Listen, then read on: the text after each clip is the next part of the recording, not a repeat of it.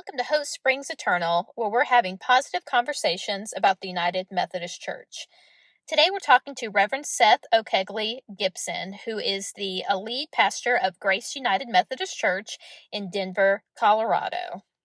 He was born in East Tennessee and raised in Virginia. He grew up in the shadows of the Appalachian Mountains. Seth is passionate about early church history, the revival of Methodist spiritual practices, and sacramental renewal. He is an active member in the Order of St. Luke. Seth most recently served as the pastor of worship and music at First United Methodist Church of Oak Ridge. We hope this conversation blesses you as we continue to have positive conversations about the United Methodist Church. Thank you so much for joining us today. We have Reverend Seth O'Kegley-Gibson. Did I do that right? You got it right. It's a doozy of a name. Yes. He is coming to us from Grace United Methodist Church in Denver, Colorado. And Seth, thank you so much for joining us today for this conversation. Oh, my treat. Thanks for having me. So my first question for you is just tell me briefly your call to ministry and how did you become a part of the United Methodist Church? Absolutely. So I was raised in church. I come from a long line of ministers and pastors and deacons and whatnot in the Southern Baptist tradition. Grew up there in and around East Tennessee, moved around a little bit. But I come from a church family, so I kind of grew up in and around church, and I knew that was kind of home and where I felt good and where I felt that we were supposed to be. I started doing church music when I was, I think my first official gig was maybe 15 or 16 years old. I was playing keyboards with the worship team and started getting involved in music and started singing and learned to play the organ. And, church music was where I was headed down the road. My family's also quite musical. My mom had a Southern gospel group that traveled and sang, so kind of up and down the church music scene. So I always knew I was meant to be in ministry.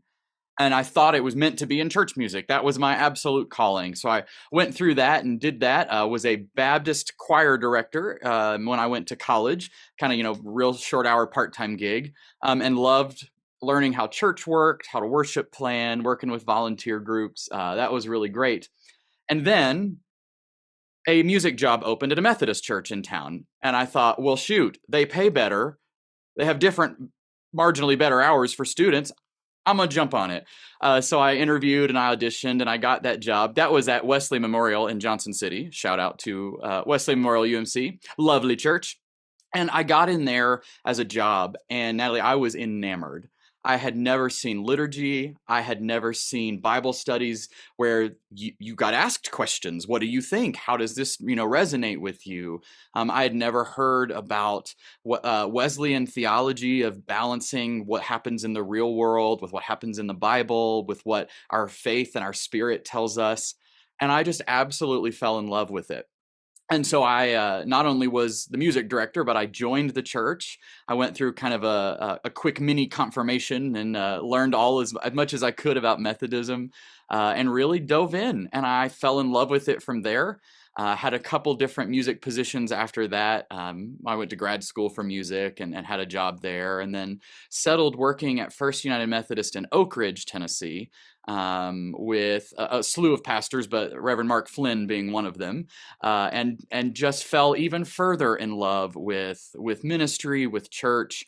And that's where I kind of started feeling a little tug. I noticed I was doing choir, but I was leading devotionals and occasionally teaching a Sunday school class. And I found myself reading theology books and learning what Wesley would have thought. And, I finally felt this little tug and started working through it with Mark and with SPR and then up through the DCOM level and decided that I think this is where I'm supposed to be. I'm supposed to be a pastor, a musical one, but a pastor nonetheless. And so started through school there. I went to ILF here in Denver. So I was doing kind of a distance thing, working at Oak Ridge and then coming out here once a quarter for school, which was wonderful. ILF is a fantastic institution. Strongly recommend it.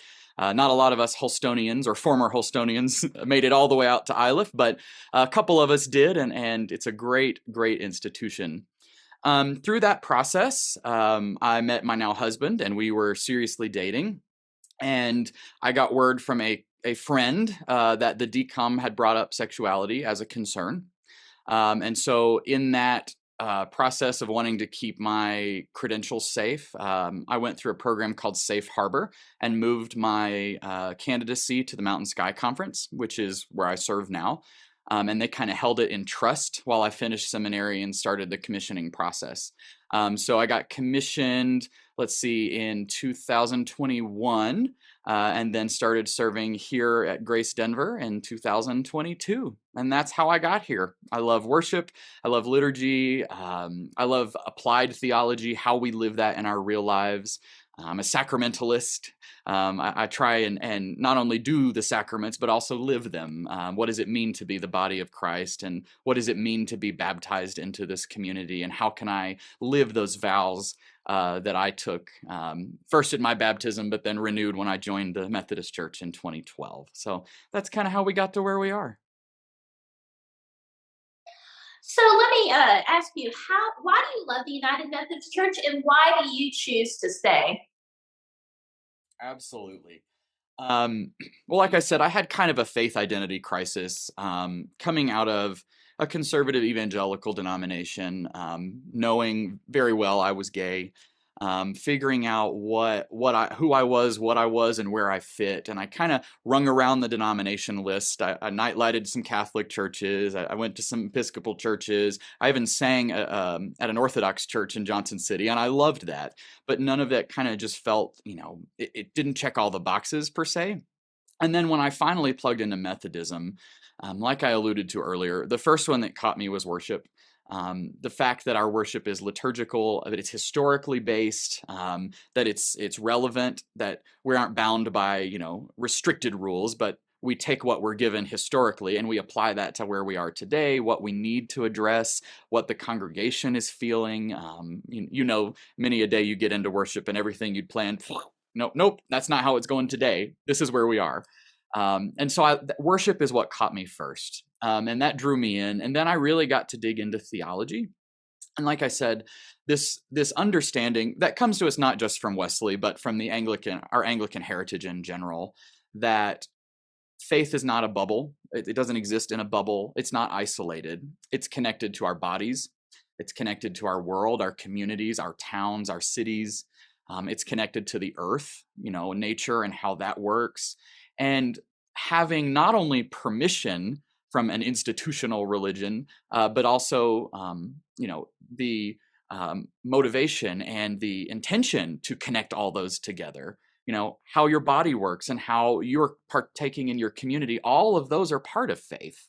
And so to be able, we bring it back to the quadrilateral, but to be able to fit all of those things together and say, no, this is what makes my faith. This is what I believe. It's not just what's in a book, or it's not just what a preacher tells me, but it's how I live my life and how I move in and out of the world, that God is with me in all of that. We don't walk into church and then poof, there God appears, and we don't walk out and poof, there he goes. But God is with us through all of these things, and she holds us and she cares for us. And that sort of what I thought I had a personal relationship with Jesus Christ grew even deeper when I realized that God was everywhere and in all things.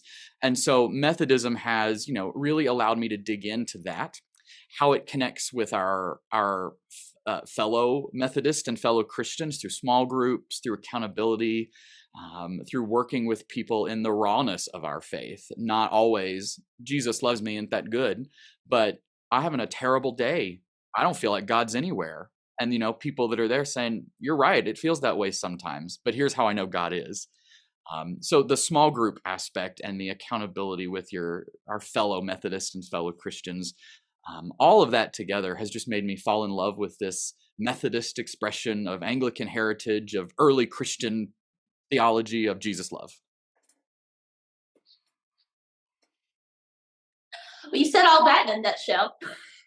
Yeah, brevity comes to me from my grandfather, who is a wonderful Baptist preacher, but never preaches more than like 17 minutes. So we're here for that. So, we're going through a big change and big transition, and a lot of unsureness about the future. What is your hope for the future of the United Methodist Church?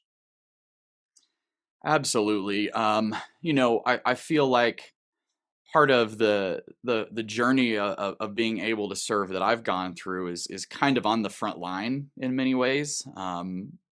Possibly having my credentials pulled, having to fight each step of the way, hide who I was for the first, 5 years of discernment and figuring out how that played in. Um, and then being able to fully live into who I am and fully live into what I'm called to do. I feel like my hope, and I have to give some credit to the Mountain Sky Conference. There's so much of this particular aspect out here, is that we are really finally embracing what it means to be a welcoming church. And, the Open Hearts, Open Minds, Open Doors was a great campaign, but I don't feel like our doors were opened and our hearts were all the way opened and our minds even were not all the way opened. But I feel like finally now we are starting to see a little bit of that actually opening up. And I'm so hopeful that as the Methodist Church moves forward, welcoming takes a front line of what we're doing. Now, welcoming looks great on paper. Everybody's welcome. And in some ways, of course, they are. But what I'm excited about and hopeful for is welcoming that comes with action. What does it mean that you welcome queer people into your church? Does that mean that you'll let them in? You let us partake?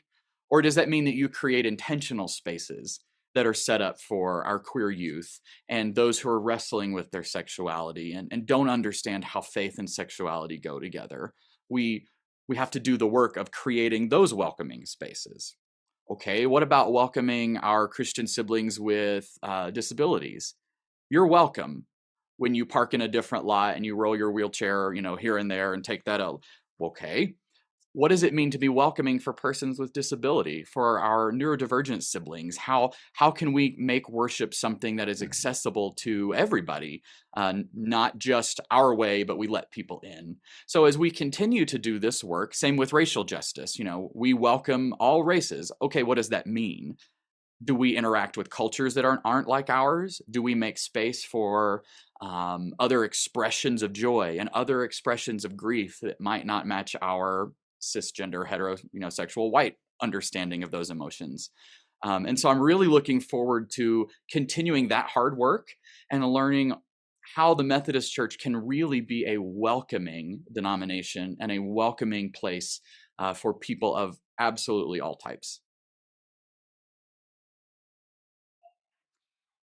Question for you is, as we're kind of going through this transition, there's been a lot of grief and heartache on both sides of the spectrum.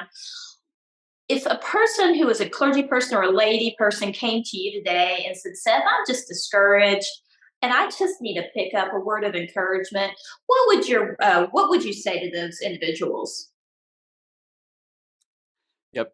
That's a great question. And we've gotten a lot of that, between where I came from in Holston, which was fortunately, I was in a really affirming community that was really struggling with the denominational turmoil. And then out here in the West, it's a little bit more inclusive, but we still have to wrestle with how that all works together. Like I said, those other pieces besides human sexuality.